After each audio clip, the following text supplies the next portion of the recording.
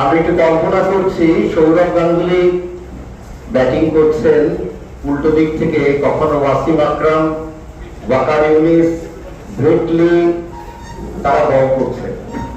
কত জোরে বল আমরা টেলিভিশনের পর্দায় দেখছি বা ইডেন গার্ডেন্সে দেখছি, কিন্তু বলটা কত জোরে আসতে পারে সেটা যে মানুষটি অনুভব করেছেন, তার ব্যাট দিয়ে এগিয়ে গিয়ে তার অনবদ্য কভার ড্রাইভে বলটা ছুটে চলেছে বাউন্ডারির বাইরে, সেই দৃশ্যগুলো কোথায় যেন আমরা আবার ফিরে পেতে চাই।